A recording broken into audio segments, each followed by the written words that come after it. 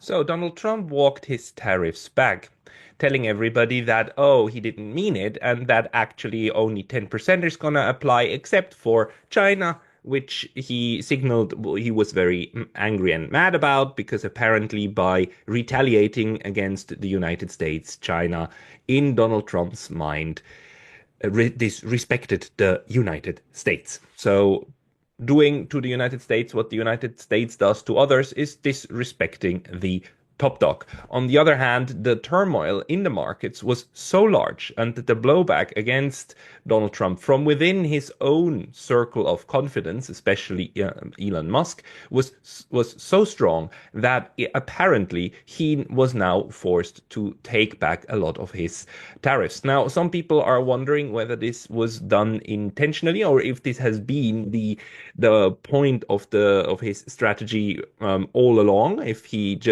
If this was just another time in which he starts shocking the world and shocking his potential partners, negotiation partners, with a shake-up strategy, just in order then to take a lot of it back and actually have a completely different goal from what he originally intended.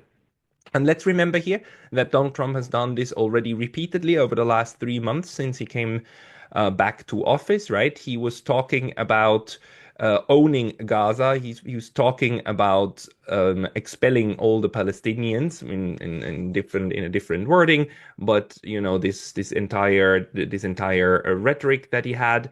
He was giving Mr. Zelensky a huge dressing down. He's talking about the minerals deal with Ukraine, although that one he still seems to be somehow serious about. But all of these approaches are, in one way or another, maximalist negotiation tactics, right? You come in, you break down the door, and you actually then serve the other one, or whoever you are imagining is the other one, a fantasy document, a just an invoice. You just write an invoice to somebody and tell them this is my claim, and when they say like I don't want to pay that, then you say like okay, let's start negotiating. And this seems to be the way that he did business in the international in the real estate world. That apparently you start with a complete fantasy number, and you start with a fantasy claim, and then if the other one obviously then rejects that, then you go down from there, but you stay within fantasy land, right? You just make it smaller, and thereby you force others to reason from within your framework. You're pushing your own framework on others. And it seems that Donald Trump has been trying to do that again with his entire tariff approach. Now, a lot of people were wondering, is Donald Trump after this tariff issue because he wants to have now protectionist policies in place in the United States? And, protectionist policies would aim at uh, preserving, preventing, or even building up strategic industrial sectors, right? On the other hand, this reciprocal tariff idea is a completely different thing. That one would have as its underlying logic the idea of hurting other countries' economy by imposing U.S. Tariffs, which are basically a weaker form of sanctions, but they are sanctions. And these two approaches, hurting other economies in order to, make them feel the squeeze, or protecting your own industry, are two different things that you might want to achieve. But if you combine those, then you are setting yourself up for quite a bit of failure, because they are not complementary. The if you do a Russia approach, you put sanctions on a country, then the ultimate goal there is to achieve a change in policy in the other country, even though sanctions often miss that mark quite a bit. Now, on the other hand, protectionist policies are not something uncommon. I mean, a lot of states are doing it, and as actually even in the 70s, 80s, and 90s, the Asian tigers, the ones that managed to develop the most, like Taiwan, like also in Singapore, and a little bit later also Thailand, they to a large extent, managed to build their economies by ignoring some of the IMF, World Bank, United States, and so on, free trade discourse, and saying like, no, no, no, we have certain industries that we want to protect. Japan did so too, by the way. Japan still to this day has protectionist policies, especially when it comes to agricultural imports. Why? Because Japan wants to protect its own farming sector.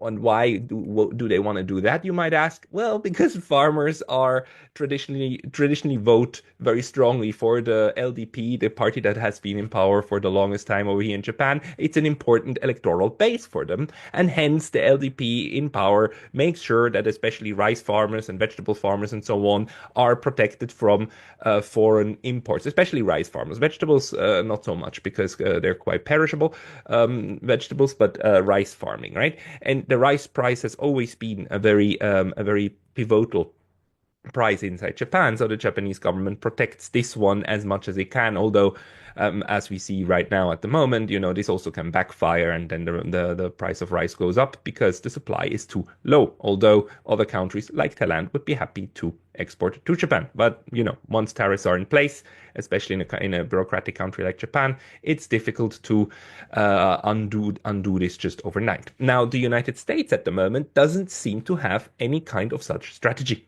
The tariffs that were announced by Donald Trump last week on Liberty Day or Liberation Day is a coercive strategy to bring everybody else to the United States and make them beg not to use these tariffs, and thereby then extract some form of probably monetary concessions, as a article posted also on the White House homepage actually confirmed.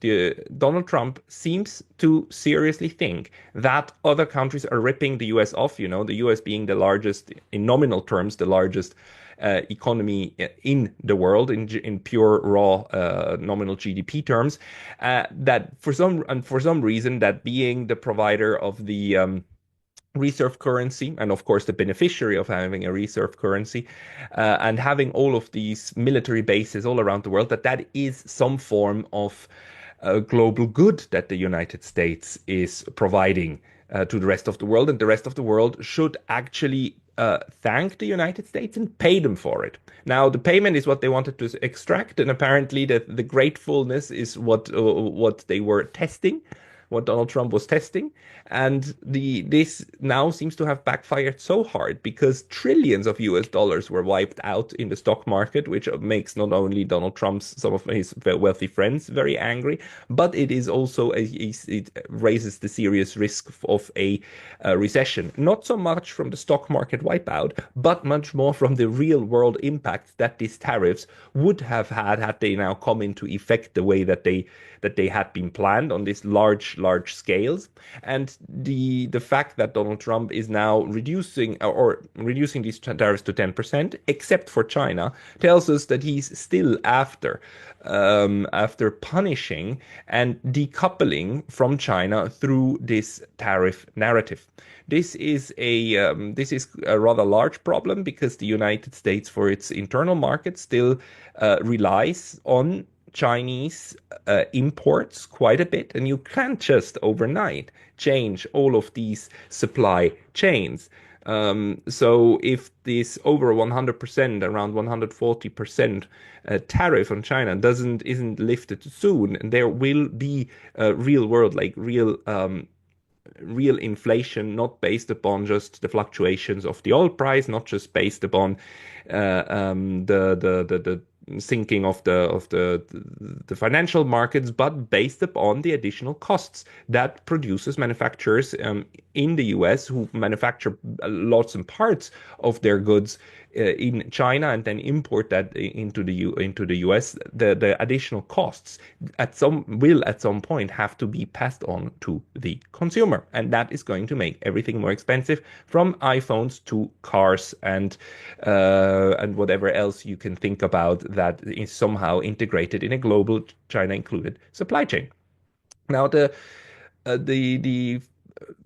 the ironic part of this is that the United States will bear the largest part of this cost because for US produced goods that are sold outside of the US, this is going to be a different story.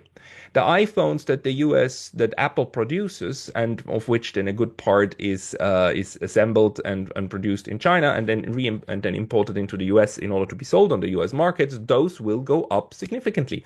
But Apple and many other companies and sports companies, Nike and so on, when many of them, when they produce their goods, they don't bring and then sell them abroad. You know, the goods that they sell abroad on foreign markets, most of these companies don't bring these goods back into the US in order then to ship them from the US into the world. They ship them directly from abroad, right?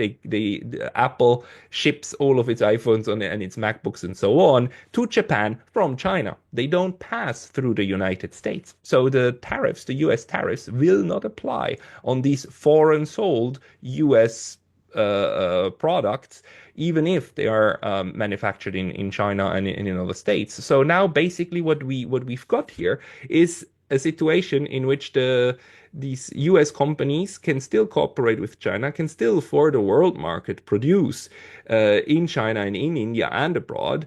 But for the US market, this ain't gonna work anymore. And this must be a large headache for many of the big manufacturers. But what the most straightforward thing for them to do is to actually focus on these separate streams now. You have one stream of sales for the world market. We have one stream of sales for the United States, and you might have different streams of manufacturing. So you're not necessarily actually, even by imposing 140% of tariffs on China, you're not necessarily breaking all trade links with them. You're not necessarily breaking all links between US manufacturers and China. What you're doing is you are forcing your own manufacturers to rethink their manufacturing and assembly strategy in order to be able to serve two streams.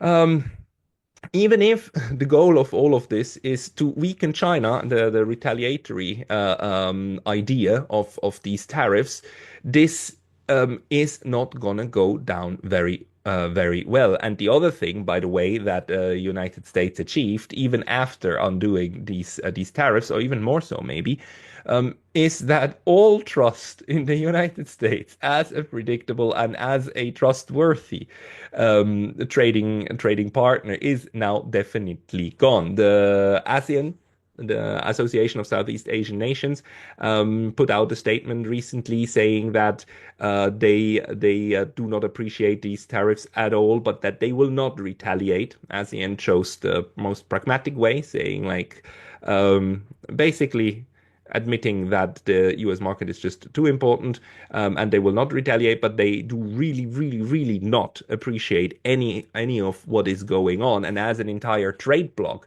they put out a statement. So not just Singapore or Vietnam or Indonesia and Malaysia, but as an entire bloc. And you can see how this tariff issue is bubbling up, of course, to the highest levels. And this is another one of these international global moments when the entire world is actually perceiving something, right? It is difficult to have different countries and different populations all at the same time taking note of the same fact that right now, over the last 10 days, the last week, everybody took note that the United States is behaving like an erratic little kid, and that this, you don't know where the US is going to go.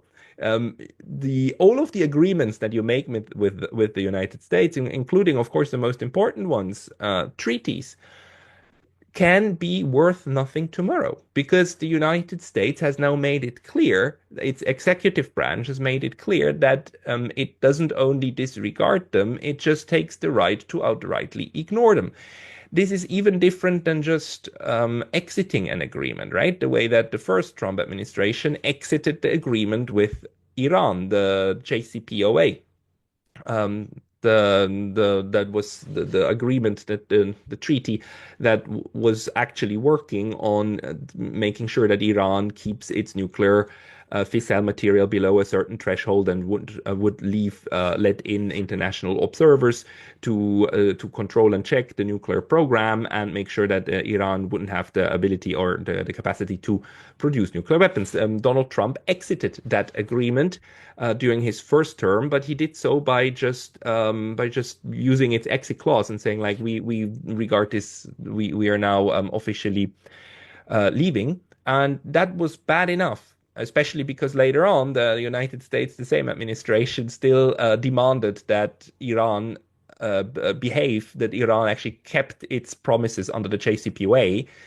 Mike Pompeo did that, saying like, okay, we exited, but since this multilateral agreement is still valid with European states and others, you are still bound by it, and if you don't behave according to it, then we will put additional sanctions on you. You know, this kind of bullying behavior was already there before, but the bullying behavior is now getting much worse in this, also in the way that you cannot trust that anything that's coming from Washington anymore will have any kind of long-term value. The shelf life of Washington pronouncements is now very short.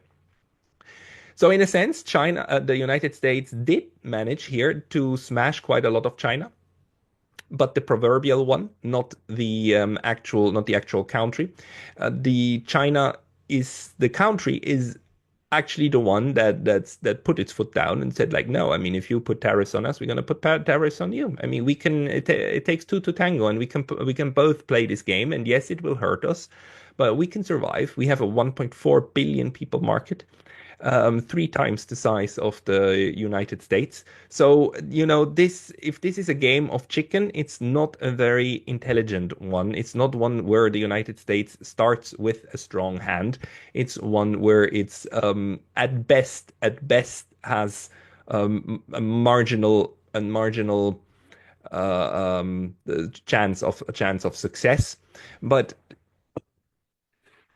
this entire spiel is of course highly dangerous because it just shows again that it's almost impossible to see who really makes decisions in the US, who comes up with these plans. I mean, who came up with this plan? And it's obvious now that this is a relatively small group of people that come up with all kinds of ideas and float all kinds of ideas, and the president then picks and chooses what he wants and does something that the U.S. Constitution tried to prevent. It tried to prevent a strong man leader from just taking erratic decisions, which is why most policy decisions are actually up to Congress. The Donald Trump here again installed a very dangerous precedent. Actually, the precedent was not set by him. Previous administrations did that, but he's expanding it, which is declaring an emergency, and then using emergency powers to override Congress or to just assume to usurp the powers of Congress, because the power to levy to levy tariffs is actually vested in Congress. It's not the president. The president only claims that he has these rights because currently there's a so-called economic emergency. Now, with this trick, you can, of course, basically the U.S. president can take any kind of lawmaking rights into his hands and then decide at will.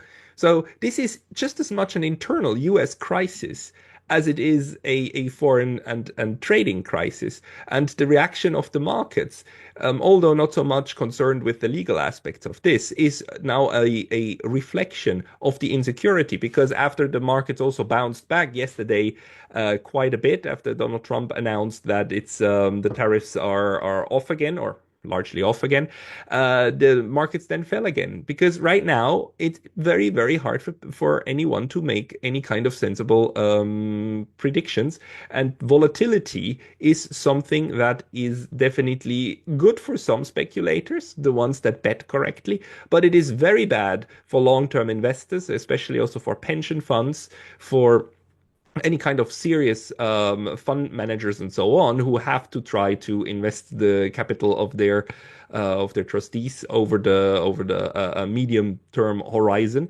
So this all that this does is that it creates more turmoil in a world that is already in quite big turmoil, because let's not forget the Ukraine war is also still ongoing. So Donald Trump has not achieved his promise of getting to peace there. They are, I must say, and I said so before, the fact that the Trump administration is willing to talk to Russia and actually have high level talks and work on a peace process is a very, very good thing. It's a very promising thing, but it is one that is not completed. Mr. Trump and Mr. Netanyahu were again talking about Iran. They were talking about the Middle East, West Asia, and the warfare there. And there is now the threat, the Trump's threat that Iran has 60 days, and those 60 days, I guess, like almost half of them have now passed already, in order to give up all of its nuclear weapons and more, and missile programs and so on. I mean, a real catalog of demands, of which Iran, even if Iran said, fine, we're not going to create a nuclear bomb, but we're going to give you all of our fissile material, the United States would say like, oh, but your missile program too must be dismantled, and that is obviously something that Iran cannot and will never do, because the next demands from the United States and so on are going to be to completely demilitarize. I mean, you can see right now how the US is taking one maximum demand approach after another.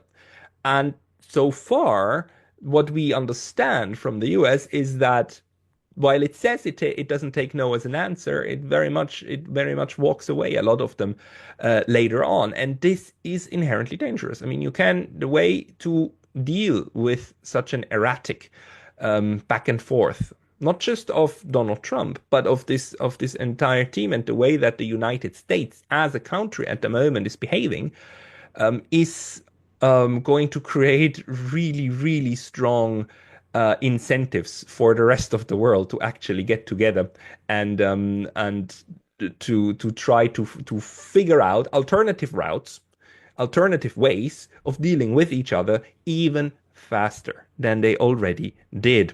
And let me just show you, to finish this little talk, an article that came out just the other day in Foreign Affairs. And most of you know that I really don't like Foreign Affairs, because it is neocon, one of the neocon's most prestigious outlets. Foreign Affairs used to be good. They used to have important articles of important observers, and they used to carry, very, very important articles like George Kennan and so on. They used to be good. And by now they are just the, high-powered neocon mouth, not a mouthpiece, because the Foreign Affairs doesn't publish itself, right? They don't have journalists themselves. They publish what academics like me and others are writing. And here in this case, they have this is another neocon publication. It's an article, but it's a noteworthy article by one of chief neocons, Kurt M. Campbell. That guy here used to be the United States Deputy Secretary of State last year, actually, until Donald Trump came in and brought his entire crew with him. He was serving under Biden, and I mean under Secretary Blinken, right? As running part of the State Department. So he's that kind of neocon crowd, the Blinken type of neocon crowd. And then the other guy who wrote this, Rushi Doshi, is somebody I've never heard of before, but he's apparently a much younger empty suit. Working for the Council of Foreign Relations, also one of the neocon think tanks, chief neocon think tanks, actually, and working as an assistant professor in security studies program at Georgetown's Walsh School. And the fact that you have such a junior neocon slash academic then writing together with such a top dog in the hierarchy means that this article was largely penned by this guy. 85% or 90%, and then this dude basically also put his name there and added two or three sentences or framings, and then it was published in this piece here. And this, I mentioned this here because this is this other. I mean, while the whole craziness of the Trump approach toward breaking all the China in the world, not just the one, but all of it is going on. You have the other side, the neocon faction that is now lying in waiting, and that is just licking its wounds from the last election, and that is now preparing, all of the scheming of what should be done strategically, right? Because these people will, of course, attack now the Trump administration for not having a plan and for being, as I said, also erratic and so on. And they would love to implement something much more structured, but also their structures are looking toward, again, domination of everybody else and not toward some form of sensible global politics and global balance in which everybody can thrive. It won't surprise you that one thing will surprise you, which is that this article actually is quite realistic in terms of its analysis of the capabilities of China, because this article argues do not underestimate China, right? China has a lot of economic and military and population and know-how, knowledge advantages, even over the United States. And in order to approach this iceberg, right, this huge elephant in the room, what the US needs to do is to change its strategy with its with its allies. So these people here, they're arguing that the United States needs to achieve a closer alliance integration. Washington must transform its alliance architecture from a collection of managed relationships to a platform for integrated and pooled capacity, building across the military, economic, and technological domains. I'm not going to go through the whole article. I just want to show it to you. It's currently not paywalled for some reason, so you can even read the whole thing if you want. But the basic argument is that the United States needs to integrate its allies more closely and needs to integrate them also especially in the economic realm, and basically create a big bloc. So these people want to go back straight to the Cold War and have, not just US trade restrictions on China, or trade restrictions like tariffs. They want collective West tariffs on China, and from Japan, South Korea, over Taiwan, the Philippines, and probably these people are looking at all of Asia, Southeast Asia actually, as these kind of implementation partners. And Europe, everybody should just trade within the same bloc. That's literally the idea, just trading within the same bloc, because if you combine all of the US allies, or the countries that they count as allies here, if you combine all of them, then you're bigger than China. You have more than 1.4 billion, right? If you integrate all of ASEAN and Japan and Australia and US and Europe, then you land up somewhere around the 2 billion mark or so of people, roughly, right? But it's bigger than China. Oh, India, of course, they're thinking of India as well to implement all of this, and then you're quite a bit bigger than China, and together you can, you can. Uh, they actually don't say what they want to do to China. They're just making it clear they want to dominate. They want to dominate China, and they want to be bigger. It's really, the tone that these people use is quite fascinating, and you can see how this faction of the United States is thinking mostly of how to now use coercive means in order to make the U.S. allies work with it. Let me see if I can find the passage that fascinates me, that fascinates me quite a bit. Here it is. Like, the global strategy of the US should be as something, you need to have a decentralized central system, in a way, right, where the US is the top dog, but the top dog has its minor little dogs that then all do policing. And the article literally talks about a strategy that would empower regional states, what former Australian Minister John Howard called deputy sheriffs. The US is going to nominate deputy sheriffs. Australia in the Pacific Islands, India in South Asia, Vietnam in continental South Asia, Nigeria in Africa. Those are going to be the United States deputy sheriffs that are going to make sure that their region behaves according to the plan from Washington, and that everybody is on course. In order for US domination. And then, yeah, you create a common market all of them, and thereby you basically checkmate Russia, China, right? And even if China works with Russia, so on, they're still checkmated because you're bigger. This is incredibly this is incredibly dumb. Of course, this is dumb, but this is the level of scheming that then the people who oppose currently Trump's approach are thinking about in the back chambers of the military industrial think tank media academia complex and so on.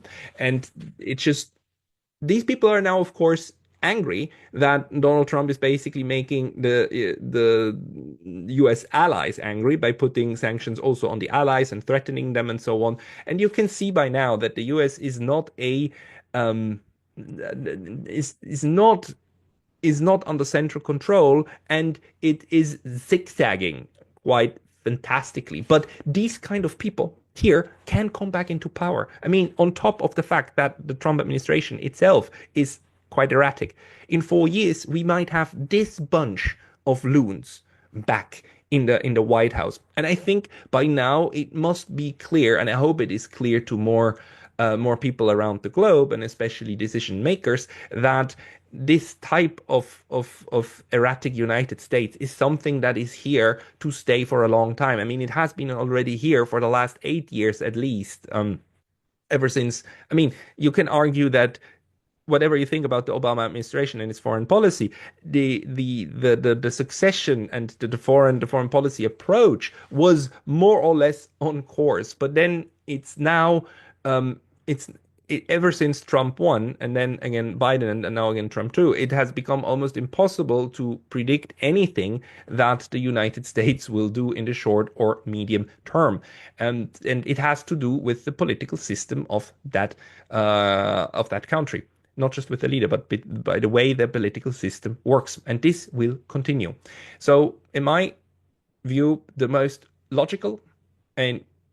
the most logical thing to do, especially also for countries like Japan, is not at all to follow the advice of these neocon outlet, but to actually start diversifying. I mean, work more closely with the Europeans, work more closely with the Koreans, work more closely with China, because one thing that the United States constantly misunderstands is that Japan has no interest and no appetite for any kind of escalation with China. The Japan at best is afraid of China, but they are trying to manage that relationship, and also manage a relationship with South Korea, with whom they have a much worse relationship than it could be. But for different historical reasons, they have a bad relationship. So the way that now one camp, the Trump camp, seems to think of everything as part of a grand negotiation and a grand scheme to make more money.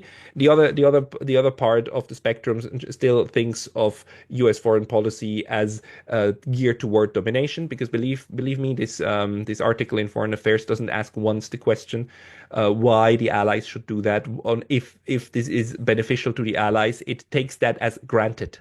That US foreign policy strategy towards China is automatically beneficial to everybody else, and everybody else will understand that. Therefore, everybody else will cooperate if just the United States tells them what to do, and tells them so clearly.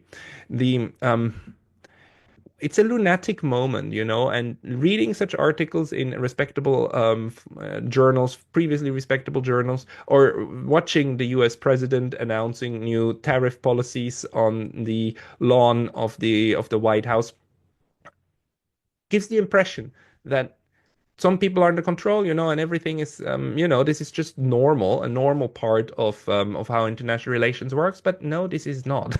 This is definitely not a normal way of how